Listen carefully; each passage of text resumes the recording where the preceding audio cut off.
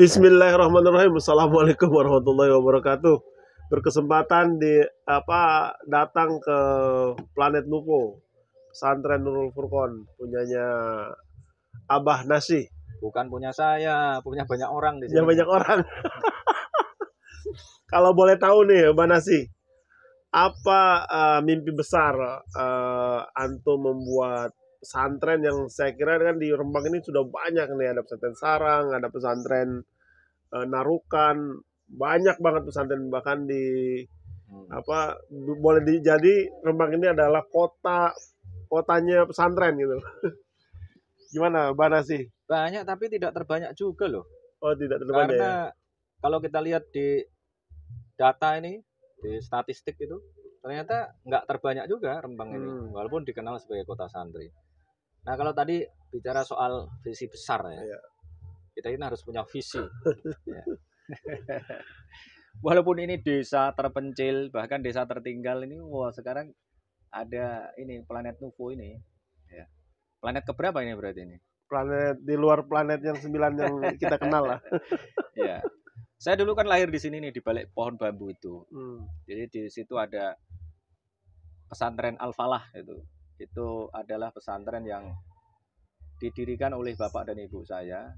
Jadi setelah bapak saya dulu lulus dari menghafalkan Al-Quran di Mbah Armani Kudus, kalau ibu saya dulu mondok di Lasem itu di Mbah Maksum. Nah, menikah kemudian bikin pesantren ini.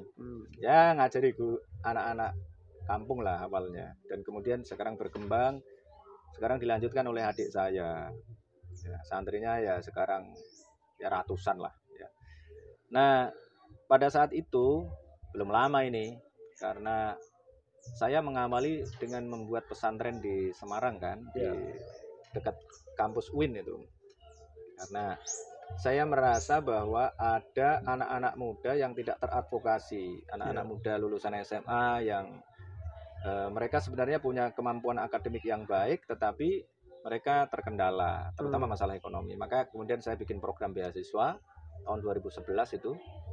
Nah, kemudian mereka pada lulus kan. Nah, lulus saya minta mereka S2, S3.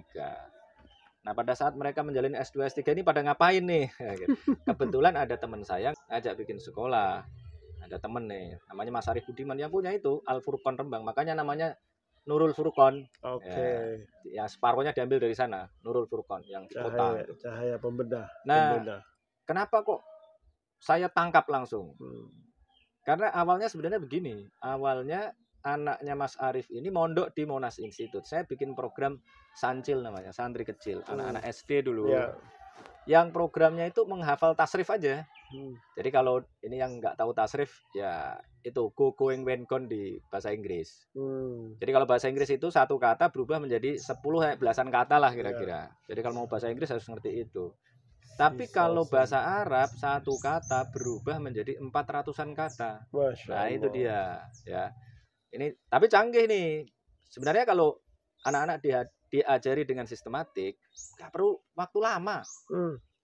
Ternyata untuk tasrif yang sederhana itu mereka hanya butuh waktu seminggu aja. Yang dulu kita belajar 2-3 tahun itu mereka cukup belajar seminggu ternyata. Tapi ada metodenya. Ada metodenya. Mereka harus diajari itu sambil ini nyanyi. Bagian dari mimpi besar itu ya. Nah tadi itu saya ceritain dulu nih. Oke. Nah kemudian Mas Arif ini anak kiai. Nah cuma sering saya ledek dia itu, Mas Arif ini salah strategi saya bilang gitu. Tadinya kan kiai yang biasalah pesantren tradisional begitu, tapi kemudian dimodernisir. Nah ini kata-kata modernisasi ini kadang-kadang juga ini kemudian jadi ya agak bias gitu. Model-model pesantren salaf itu ditinggalkan. Kemudian jadi ya pokoknya belajar tentang sains dan teknologi gitu.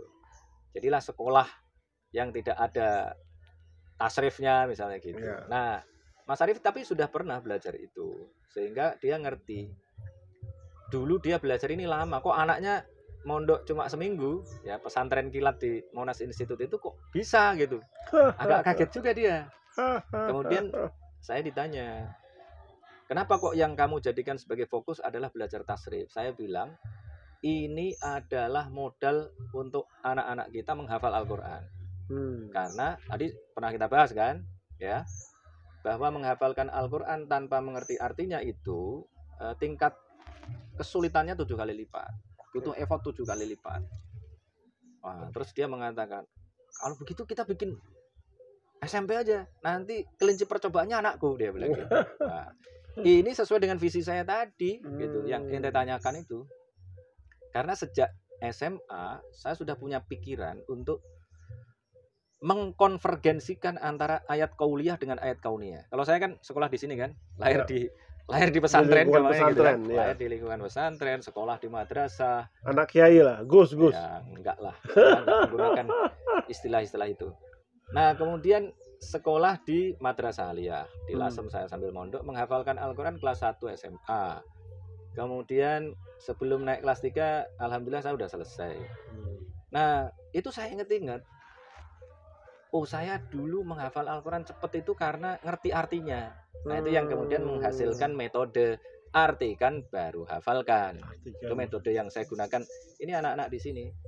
Dan dimulai dari surat Yusuf, Al-Kahfi, dan Al-Qasas. Ini kan udah beda ini. Dari usia berapa yang di sini di sini kan SMA ya, SMP ya. Ini SMP. Dan biasanya mereka memerlukan waktu kira-kira 6 bulan untuk menguasai itu. Nah, tadi itu visi ya, soal visi tadi. Jadi saya sudah berpikir bahwa ayat kauliyah dengan ayat kauniyah ini harus nyambung ini. Harus klop.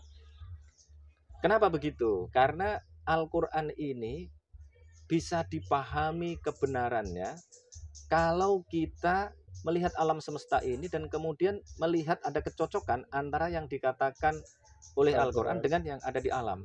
Nah, makanya yang menginspirasi saya adalah satu ayat di dalam Al-Quran di halaman pertama juz 25. Sanurihim ayatina fil afaqi wa fi anfusihim hatta yatabayyana lahum annahul haq. Kami akan memperlihatkan kepada mereka ayat-ayat kami, ayat-ayat Allah maksudnya. Sanurihim ayatina fil afaqi, di dalam ufuk-ufuk ya, kalau sekarang bolehlah kita pahami makrokosmos alam semesta. Fil afaqi. Berarti itu kan kajiannya fisika itu ya. Iya. Di apa? Tata alam semesta itu. Sakti, ya. Fil afaqi wa fi anfusihim, dan di dalam diri mereka sendiri. Itu makrokosmos yang tadi, ini mikrokosmos dan di dalam diri mereka sendiri. Diri kita ini mikrokosmos ya. Nah, yang menarik dengan memahami tadi itu Al-Quran mengatakan hatta yatabayyana lahum annahul haq. Sehingga menjadi jelas bagi mereka bahwa Al-Quran itu adalah kebenaran. Jadi kalau kita mau mengetahui kebenaran Al-Quran itu, lihat itu ayat dan kemudian lihat kecocokannya dengan alam semesta. Gitu. Cocok nggak?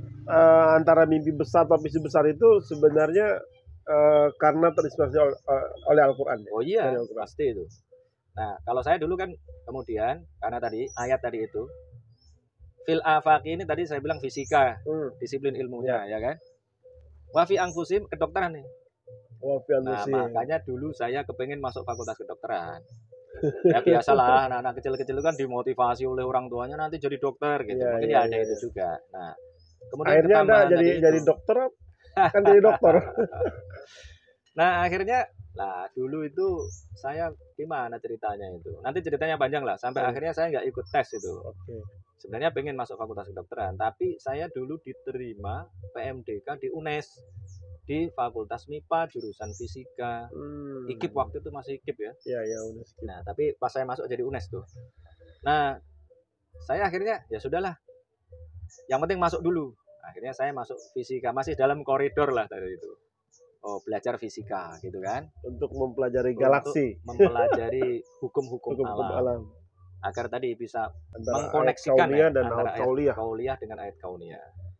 Nah, tapi terus kemudian menyelesaikan kuliah di jurusan tafsir hadis. Kemudian baru kuliah ilmu politik. Nah, tetapi dari situ tadi itu saya melihat memang kita memiliki kebutuhan untuk tadi mengkonvergensikan antara ayat kauliyah dengan ayat kauniyah. Sehingga saya pengen nanti anak-anak itu, termasuk anak saya ya tentu saja. Nah, kalau tadi semua karena saya tidak bisa jadi tadi itu nyari istri dokter. Akhirnya dapat. Nah, tapi saya sering guyonan sama istri saya. Kalau anakmu nanti sekolah di sekolahmu, kemudian masuk di fakultas yang sama, ya jadi seperti kamu gitu. Iya. Kalau masuk seperti saya, jadinya kayak saya, kira-kira gitu. Kita harus menggabungkan ini, Le. Iya. Ya, semoga bisa. Gitu. Seperti ini ya, ide besarnya Ismail Al-Faruqi. Nah, betul, kira-kira begitu. Tapi kan itu islamisasi ilmu pengetahuan. Kalau ini judgment gitu ya. Saya tidak mau menggunakan islamisasi ilmu pengetahuan. Karena pengetahuan udah islami sudah. Ya. Karena ya kalau kita memahami alam semesta ini, justru kita akan bisa memahami Al-Quran, akan mengetahui bahwa Al-Quran ini adalah kebenaran. Itu tadi yang dikatakan oleh Al-Quran tadi itu. Berarti kembali lagi ke mimpi besar Al-Furqan itu apa? Nurul Furqan itu ya, atau planet Nupo ya. Jadi Anda akan mendorong itu melalui makanya lagunya kan namanya Tanda Alam. Bisa dinyanyiin sebaik dua bait tuh. Bisa. Kami tunas muda, harapan umat dan bangsa, belajar bersama, bekerja berjuang sepenuh tenaga, menyatu dengan alam raya untuk melihat, mendengar, merasa keagungan Allah Ta'ala yang Maha Kuasa. Wah, maknanya dalam sekali itu. Itu saya itu harus ada cerita khusus itu lagu. Saya lagi kena COVID waktu itu. Karena isolasi, kemudian merenung, dapat berapa lagu waktu itu? 4 lagu ya. Yang termasuk di antara itu. Ya. Satukanlah langkah kita, wujudkan kejayaan umat mulia. Satukanlah langkah kita, wujudkan kejayaan umat mulia, dengan ilmu, dengan harta, dengan kuasa. Jadi ada 3 nih di sini. Ilmu, harta, kuasa. Dahsyat itu. Itu bagian dari mimpi besar dan visi besar. Nah, nanti kalau mau mendengar lagu itu di download aja di YouTube ya. Tanda alam. Kenapa tanda alam? Tanda itu kan ayat. Iya. Alam itu artinya juga tanda gitu. Jadi sebenarnya ayat Al-Quran itu adalah tanda bahwa itu adalah firman Allah. Nah, untuk membuktikan itu benar, kita harus melihat alam. Alam itu artinya tanda. Alam itu diserap ke dalam bahasa Indonesia menjadi alamat. Maka ada alamat rumah. Tanda-tanda sebenarnya. Alamat rumah itu tanda rumah sebenarnya. Waduh, ini alamat akan terjadi sesuatu misalnya. Alamat itu tanda-tanda artinya. Ini kalau lihat santri-santri Nuvo ini kan banyak yang masih belia-belia ini. Ada treatment khusus agar mereka mencapai kejayaan umat pasti. Tadi sesuai dengan lagu karena tadi. Membuat sesuatu, kalau tidak ada sesuatu yang berbeda, kemudian sesuatu yang berbeda itu kan pasti membutuhkan treatment khusus. Misalnya treatment dalam aspek teoritik itu pakai metodologi kan. Misalnya untuk belajar menghafalkan Al-Quran, saya pakai riset. Saya kan sudah nyimak kira-kira ya 300-an lah, nyimak hafalan Al-Quran anak-anak mahasiswa itu, santri mahasiswa yang di Semarang di Monas Muda Institute itu kira-kira 300-an orang. Dari sekian ratus orang itu, hafalan mereka itu kan saya punya mekanisme khusus juga. Dulu pokoknya setoran 2 halaman, 3 halaman, 1 halaman bahkan. Sekarang nggak boleh. Kenapa begitu? Karena kalau setoran cuma 1 halaman, 2 halaman, ya kejar setoran aja. Nanti habis itu hilang gitu. Akhirnya saya bikin strategi baru. Setoran pada saya sekali duduk minimal 1 juz, kesalahan maksimal 20 kali. Kenapa 20 kali? Karena 1 juz kan 20 halaman. Dikasih kesempatan salah lah 1 kali setiap halaman. Nah, itu masih kriteria hafal Quran lah itu gitu, di tempat saya. Luar biasa. Nah, ternyata yang setoran juz 30 itu nggak ada yang bebas dari kesalahan. Pasti ada salahnya. 30 juz atau juz 30? Juz 30. Ya. Nah, kemudian saya dapat data yang setoran juz 1 justru ada belasan orang yang nggak salah. Berarti mudah mana? Menghafalkan juz 30 sama juz 1? Lebih mudah juz 1. Nah, iya itu. Jadi dari data lo ya. Kita nggak ngomong asumsi. Kalau ngomong asumsi orang bisa ngomong apa saja, itu biasa. Itu salah satu treatment saja. Ya. Itu belum treatment, belum. itu dari Metode. itu data yang Data. saya ulah gitu. Saya menyimpulkan juz 30 berarti lebih sulit dibandingkan juz 1 atau juz 1 lebih mudah dibandingkan juz 30. Tapi itu kan kasus untuk mahasiswa. Kalau untuk yang belia-belia di sini yang ya kelas ini nanti SMP saya jelaskan nanti sambungannya. Tetapi juz 1 itu kan complicated juga. Untuk memahami juz 1 itu nggak gampang karena berkaitan dengan konflik sosial, konflik politik dan lain sebagainya. Anak-anak kan nggak nyambung itu. Nah, maka kemudian saya berusaha untuk mencari mana surat yang bisa dipahami karena tadi ya menghafalkan mesti mengartikan dulu, harus ngerti artinya. Kalau saya bikin urutannya itu kan harus membaca, mengartikan, baru menghafalkan. Setelah menghafalkan baru bisa merenungkan. Setelah merenungkan mengerjakan, baru mengajarkan, baru memperjuangkan. Itu 7 kewajiban itu. 7 kewajiban. 7 kewajiban kita kepada Al-Qur'an. Nah, tadi ya harus ngerti artinya dulu. Baru boleh menghafalkan. Mana saya cari-cari, saya perhatikan kalimatnya, kata-katanya. Oh, saya menemukan nih. Surat Yusuf adalah alternatif surat yang paling mudah dihafalkan. Coba aja kalau nggak percaya. Kenapa? Urut itu. Alur ceritanya itu urut. Mulai dari Nabi Yusuf bermimpi, kemudian bercerita kepada bapaknya sampai belakang. Yang tidak berkaitan dengan mimpi Nabi Yusuf itu cuma sedikit sekali. Kalau di total mungkin nggak ada 2 halaman. Halaman pertama ayat berapa itu? Alif lam ra tilka ayatul kitabil mubin inna anzalnahu qur'anan arabiyyan la'allakum taqilun. Nah, itu sudah mulai masuk nih. Nahnu naqussu 'alaika ahsanal qasasi bima auhayna ilaika hadzal qur'an wa in kunta min qablihi laminal ghafilin. Ini intronya. Kemudian id qala Yusuf. Cuma berapa ayat tadi itu? Kemudian sama halaman terakhir. Cuma itu aja yang tidak ada kaitannya dengan tadi itu alur kisah Nabi Yusuf. Tapi kan itu adalah intro kalau sekarang ya bahasanya. Cuma intro. Itu 13 halaman. Oh gitu. Nah, maka itu saya anggap sebagai surat yang paling mudah dihafalkan. Kalau kita lupa itu, oh habis ini apa ya? Nah, anak-anak juga begitu, menghafalkannya bahkan mereka dengan mendramatisasi. Jadi mereka bermain drama, bermain peran. Sehingga ingat, oh habis ini. Nah, gitu. Kemudian saya tambah lagi dengan surat Al-Kahfi. Juga sama, itu isinya cerita Ashabul Kahfi, Dzulqarnain. Kemudian surat Al-Qasas isinya tentang Fir'aun, Nabi Musa, Nabi Syuaib, dan itu urut gitu. Nah, itu saya gunakan itu.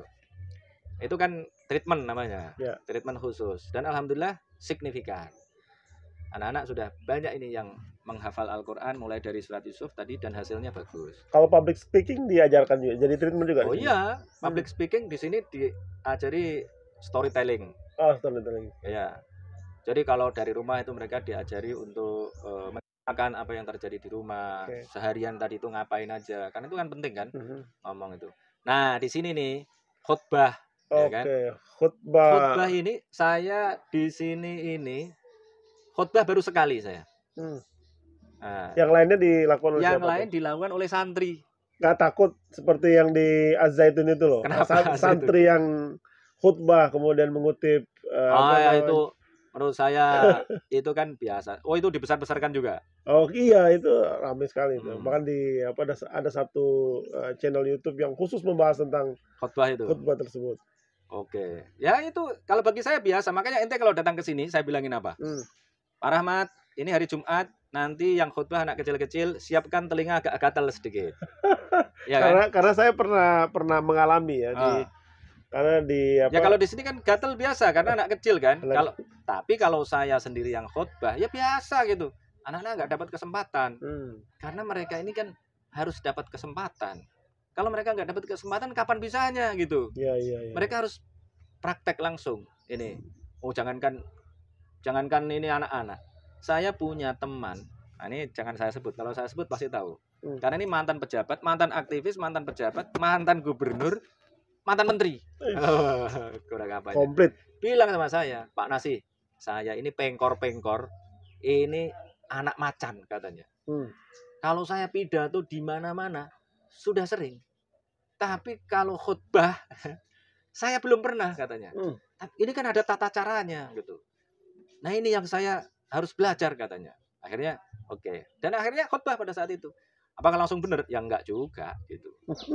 Pasti sering dengar ya kan? Pernah saya mengalami Gimana? ada yang apa di masjid di Jakarta sana di daerah Cipinang, seorang khotib tidak masuk dalam salah satu rukun khutbah. Oh, ada Kemudian kurang kurang, rukunnya. kemudian akhirnya sebagian jamaah melakukan sholat ulang. Waduh, sholat ulang. Iya, sholat Jumat selesai, kemudian ada yang mengingatkan, kemudian Oh, ada yang sebagian sholat, sebagian lagi oh tidak enggak gitu. tidak acuh dia. Mereka Iya, iya, iya.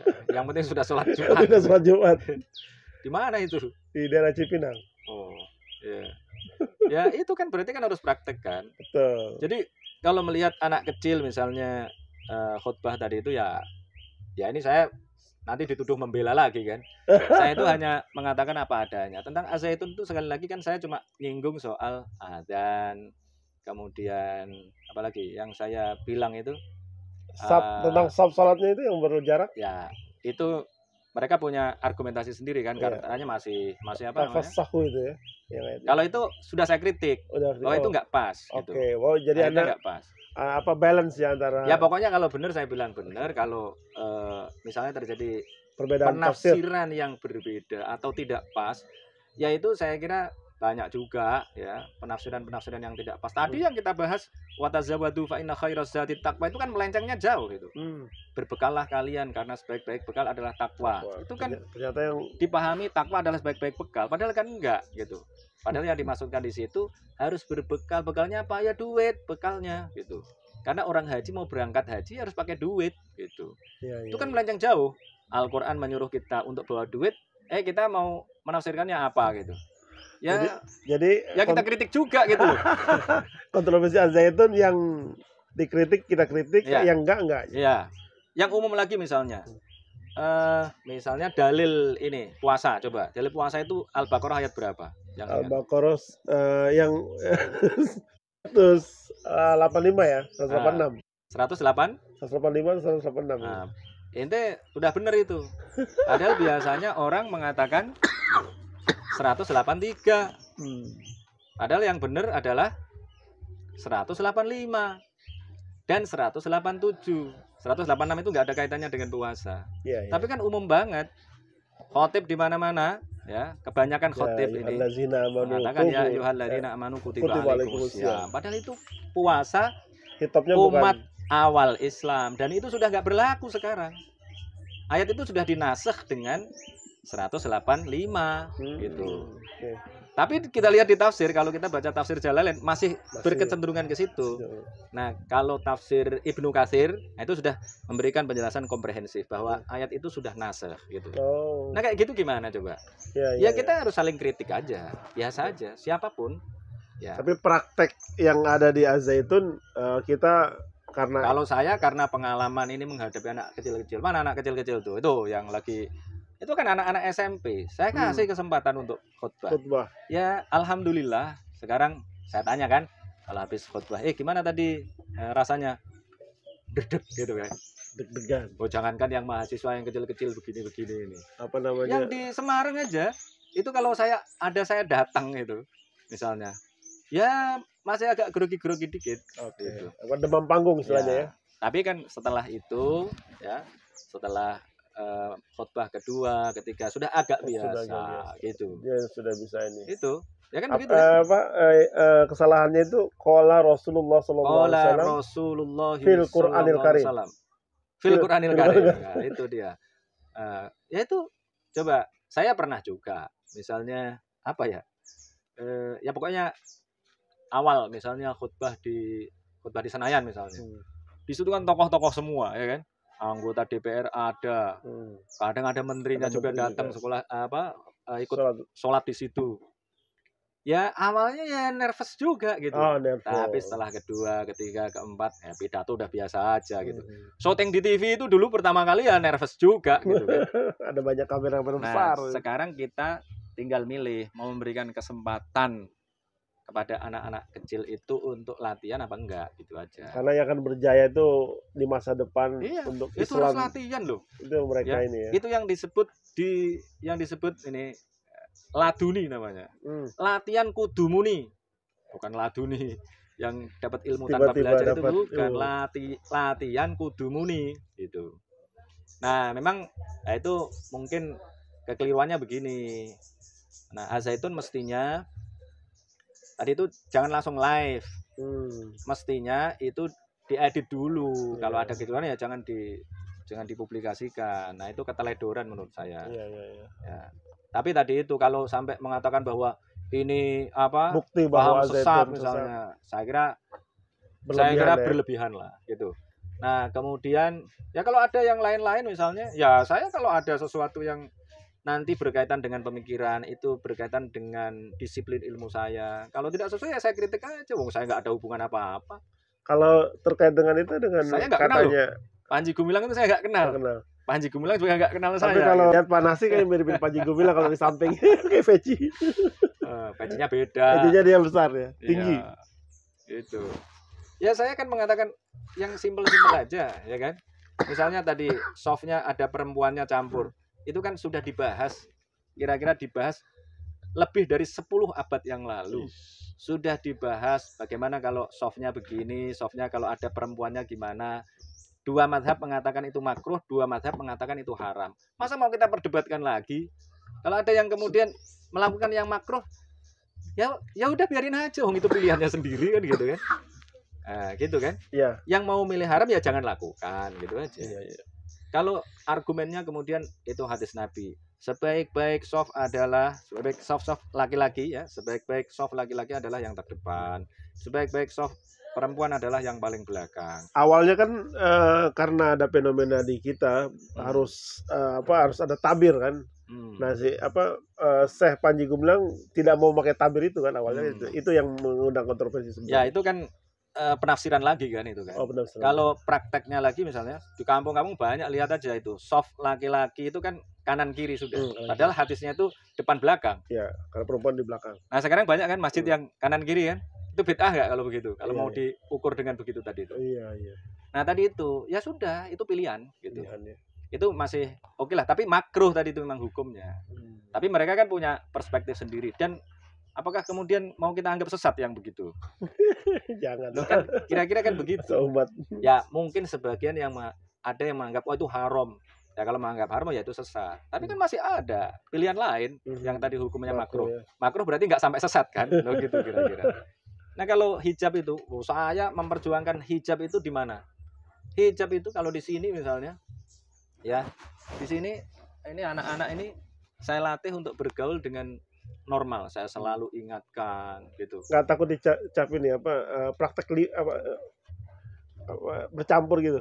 Loh ya itu kan ada konteksnya, penafsirannya pada saat itu. Kalau ini bergaul ya, kalau sholat di sini ya perempuan di belakang, itu laki-lakinya di depan. Kenapa begitu? Ya gedungnya begitu bentuknya. Dulu yang ini perempuan di sini nih, gedungnya sini, laki-laki yang sebelah sana. Jadi kanan kiri. Saya di tengah itu. Maksudnya tengah-tengah itu kan. Antara laki-laki dan perempuan posisi itu imam. Kan? Posisi imam itu. Jadi bisa dilihat oleh perempuan, bisa dilihat oleh laki-laki. Nah, tapi karena ada perubahan, sekarang laki-lakinya di depan, perempuannya di belakang. Tapi di sini nggak ada campur, sholat campur itu nggak ada gitu. Tapi ada dulu kan karena di sini menghindari makruh. Gitu. Ya intinya tadi itu, intinya adalah itu perdebatan masa lalu yang kemudian menghasilkan perspektif yang berbeda. Sekarang nggak usah diperpanjang lagi. Orang kalau membicarakan tentang sesuatu yang sudah dibahas masa lalu, udah tinggal milih aja gitu loh kira-kira. Nah, kalau nanti itu ada sesuatu yang kita berbeda, ya kita kritik lagi gitu aja kan. Ini mungkin diskusi. Ini orang-orang kadang-kadang nggak bisa membedakan ya antara to criticize dengan to insult. Kalau to criticize itu positif, tapi kalau to insult menghina namanya. Mengkritik itu positif, menghina itu negatif. Ini pada nggak bisa membedakan ini antara menghina dengan mengkritik. Kalau pemikiran misalnya, kita ini sebagai aktivis, ya kan biasa mengkritik Cak Nur, mengkritik Pak Kures misalnya, nulis di anak-anak nulis skripsi ini kritik atas pemikiran Quraisy Shihab, kritik atas pemikiran siapa Tafsir Jalalain misalnya. Di dunia akademis itu itu biasa. Tapi memang karena keawaman mungkin ya. Silakan aja dikritik. Jadi yang memang perlu dikritik ya dikritik aja. Nah, kalau misalkan ini terkait masalah hukum di Al-Zaitun, Saya nggak tahu posisi itu. mana sih? Ya saya nggak tahu. Aduh. Itu urusan polisi kan, bukan urusan saya. Penegak hukum lah ya. Urusan saya tadi urusan ada pemikiran, Praktek. ada logika yang benar atau salah, ya penafsiran yang tepat atau tidak tepat, itu sudah saya lakukan. Nah tadi itu melihatnya secara adil tadi itu. Nah kemudian tadi itu praktek khutbah misalnya, ya, khutbah yang tadi itu anak salah tadi itu. Ini pokoknya posisi mana sih jelas ya. Untuk mencapai kejayaan umat itu memang bukan seluruh yang membuat faktor penghambat umat untuk maju atau berjaya itu harus segera klarifikasi lah. Ya, kalau saya justru misalnya gini ya. Saya sama Bu Husnul kan ngajar sama saya negara politik dan perempuan itu di UI itu. Kalau bergaul ya coba mana ada kampus yang memisah antara laki-laki dan perempuan. Ya, walaupun kampus Islam sekalipun. Ya. Kan nggak ada juga kan? Baru itu sebenarnya. Mana ada yang memisah? Ada kampus Jakarta kali apa? Kampusnya Arab itu? Ya, Libya paling itu kan. Ya. Maksudnya kampus UIN misalnya, Universitas Islam Negeri misalnya, apa ada itu pemisahan antara laki-laki dan perempuan? Saya kata yang Gontor, yang Gontor udah belum? Yang Gontor, ya. Unida itu bisa atau? Bisa jadi. Maksudnya yang negeri, Universitas Islam Negeri kan nggak ada juga. Nggak ada.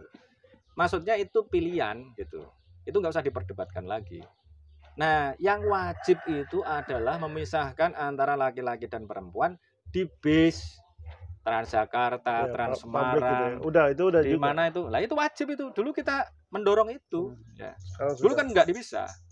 Justru kalau di situ harus dipisah karena itu sesuai dengan konteks Quran juga. Saya pengalaman di Trans Semarang juga gitu. Saya di tempat cewek, kemudian saya disuruh pindah kan. Ya iya dong. Cowoknya di depan. Kalau di Transjakarta itu kan cewek yang di depan. Ya, itu sesuai dengan konteks ayat tentang hijab itu diturunkan. Dulu itu ceritanya pengikut Nabi sudah banyak. Sebelumnya kan nggak ada ayat hijab. Nah kemudian pengikut Nabi ini sudah banyak. Nah datang ke forum Rasulullah kira-kira gitu. Kalau campur, nah itu ada potensi membahayakan karena ada orang-orang yang maniak seks misalnya, ya. Punya pretensi kemudian dia melakukan pelecehan seksual. Maka kemudian Umar bin Khattab memiliki inisiatif. Ya kira-kira ya Rasulullah ini yang datang ke sini bukan semua orang baik gitu. Masih dipisah nih laki-laki dan perempuan agar tidak terjadi kalau bahasa sekarang ya tidak terjadi kejahatan seksual gitu. Nah, kemudian turunlah ayat hijab itu di surat Al-Ahzab. Pelecehan seksual. Itu.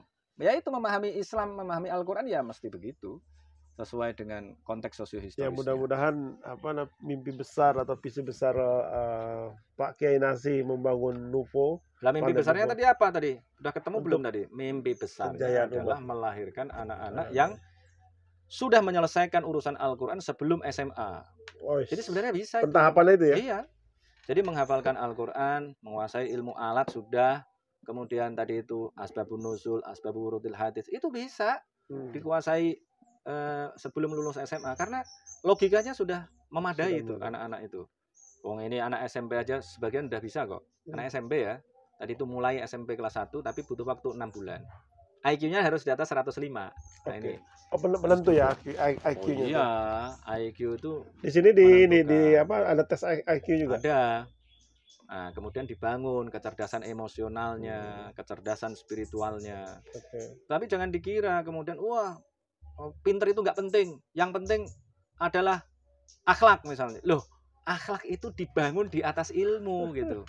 Dan ilmu itu dipahami dengan dengan kecerdasan ini. Ya, yang itu baru sangat ditentukan oleh IQ. Kadang-kadang kan itu pemahamannya salah-salah juga itu, keliru-keliru juga itu.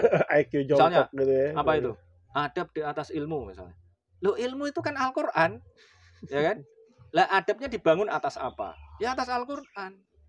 Loh gitu. Kadang-kadang perspektifnya agak berilmu dulu baru beradab. Iya. Orang bisa beradab kalau punya ilmunya kan. Bisa mengetahui bahwa orang harus menghormati guru itu dari mana. Ya kan? Harus menghormati yang tua itu dari mana? Ya dari hadis kalau itu. Bisa mengetahui harus hormat, mengasihi, gaul dengan baik. dengan sesama manusia, terutama dengan orang tua, itu dari mana? Al-Quran, wa sahibhuma fid dunya ma'rufa, misalnya gitu. Itu kan dari Al-Quran. Nah, setelah tahu itu baru beradab itu. Beradabnya dari mana? Beradab dan membangun peradaban. Beradab dan membangun peradaban. Begitu Pak Rahmat. Siap. Jadi harapan saya ini Putri Arkan itu nanti menyelesaikan Al-Qur'annya sebelum kelas 3 SMA.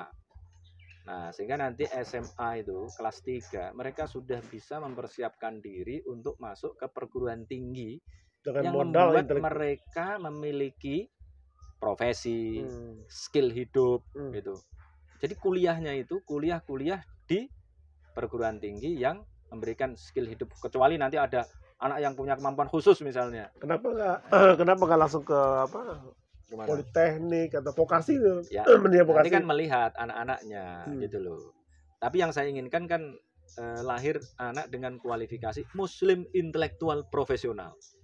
Muslim intelektual profesional. Muslimnya itu tahu Al-Quran, kemudian menganggap itu sebagai panduan hidup, menjadi orang yang tunduk, patuh pada Allah dan Rasulnya, namanya Muslim.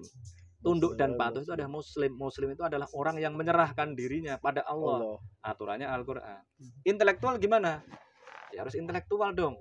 Intelektual tidak hanya memahami teksnya, tetapi tadi itu mampu mengkorelasikan antara teks dengan konteks kalau kehidupan sosial, antara teks dengan alam tadi itu. Dia mampu realitas mendialogkan realitas juga ya. Nah itu Muslim intelektual profesional ya, anggap saja punya profesi, walaupun profesional istilah kita sekarang kan beda. Profesional itu kayak dokter, insinyur, pengacara. Intinya punya skill hidup yang membuat mereka punya uang. Untuk apa? Untuk berjuang. Begitu. Untuk menjaga kehormatan Islam. Jangan sampai mereka menjadikan agama ini sebagai alat untuk mencari uang. Nah, sekali lagi itu kerja besar sekali. Besar itu. Karena prakteknya banyak. Iya, dan itu dikritik loh. Di dalam Al-Quran, jangan kira tidak dikritik. Makanya jadi intelektual, jadi ulama. Itu enggak gampang. Itu dikritik. Di dalam Al-Quran itu ada ayat, ya ayyuhalladzina amanu inna katsiran minal ahbari warruhbani la ya'kuluna amwalan nasi bil batili wa yasudduna an sabilillah. Tapi itu kan untuk para rahib, bukan untuk ulama. Nah itu makanya Al-Quran harus dikontekstualisasikan kan. Kalau dipahami secara tekstual selesai itu ayat itu udah nggak ada gunanya. Nggak ada gunanya karena rahib. Wahai orang-orang yang beriman, inna katsiran minal ahbar, sesungguhnya banyak ya. Katsir itu minal ahbar, dari pendeta Yahudi, warruhban, pendeta Nasrani, itu kaum intelektualnya, ulamanya itu layak kuluna amwalan nas, sungguh mereka itu memakan harta manusia, harta orang lain dengan jalan yang batil dan menghalang-halangi dari jalan Allah. Gimana coba ulama kok menghalang-halangi umatnya dari jalan Allah itu? Itu berarti kan harus ada ibroh. Di situ itu ayat itu dijelaskan itu untuk dijadikan sebagai ibroh, karena ayat yang lain mengatakan, misalnya laqad kana fi qasasihim ibratul liulil albab. Maka nggak gampang memahami ayat itu jadinya kan. Sungguh pada kisah-kisah mereka itu ada ibroh bagi orang-orang yang cerdas. Nah, bagaimana memahami ibrohnya tadi? Ya elit agama itu kecenderungannya begitu, kira-kira begitu. Apa itu? Loh, elit agama itu dipercaya orang datang bawa duit. Orang bawa semua jiwa raganya bahkan. Jadi kira-kira begini. Kalau kepada elit politik orang curiga gitu. Tapi kalau pada elit agama nggak curiga. Maka siapa yang bilang itu? Ibnu Rus kalau nggak salah mengatakan, kalau mau nipu orang, bungkus aja dengan agama, ketipu itu. Gitu, gampang itu. Ya, makanya ya ini tadi kita harus betul-betul melahirkan tadi generasi Muslim intelektual profesional. Kalau sudah profesional tadi itu dia punya uang sendiri, dia bisa berjuang untuk Islam ini dengan uangnya sendiri. Allahu Akbar. Nah, kalau ada orang mau ikut, alhamdulillah nyumbang. Kayak Rasulullah itu pakai uangnya sendiri dulu. Ya kan? Uangnya, uang istrinya. Bukan dari hasil urunan ini. Ya, kemudian disumbang oleh Abu Bakar, disumbang oleh Utsman, Abdurrahman bin Auf itu kan. Lah tapi kalau misalnya seperti nabi yang lain yang tidak akseptabilitasnya tidak seperti Nabi Muhammad kan banyak. Dia dibunuh sampean oleh dikejar-kejar, dikejar-kejar, dipotong kepalanya kan. Nah itu gimana? Nah berarti kan harus apa namanya? Ya harus punya modal harus sendiri berdaya, dulu, harus berdaya. Sehingga tidak ada orang memiliki kesempatan untuk mengatakan pada anak-anak kita nanti ketika berjuang, Allah itu kan hanya nyari uang aja itu, untuk bisnis aja gitu, bisnis pendidikan, ya bisnis spiritualitas itu dikritik loh oleh Dr. Yu Hasan. Dr. Yu Hasan mengatakan itu, jangan dipikir spiritualitas itu bukan bisnis, itu bisnis yang luar biasa gitu kan. Itu sejak zaman Yunani kuno itu, sejak zaman Yunani kuno itu sudah dikatakan. Ahli retorika namanya kaum sofis ya, kaum sofis itu ya orang yang pintar beretorika. Nah sampai sekarang kan orang kalau pintar beretorika itu, coba lihat aja, yang retorikanya bagus, walaupun isinya sebenarnya nggak ada kan orang seneng. Itu dari dulu, sejak dulu. Menyenangkan orang dengan kata-kata ya. Dengan kata-kata. Sekarang ada stand up comedy ya. Kalau stand up comedy kan jelas itu, namanya aja stand up comedy. Kok ada komedinya? Ada juga loh, yang katanya ceramah agama, tapi isinya komedi. Komedi misalnya. Bukan kan ayat Tuhan yang ini ya. Nah itu kan yang harus kita benahi bersama. Itu tanggung jawab kita bersama. Ini kritik sosial, ini perlu kita lakukan terus. Dan itu positif. Oke.